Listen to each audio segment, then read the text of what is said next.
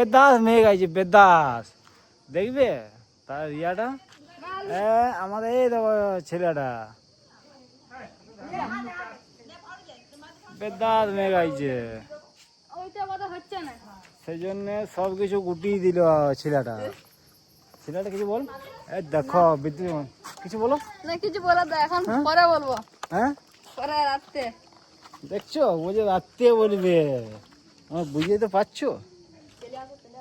ছেলে লয়, ছেলের বাপ, বুঝছো?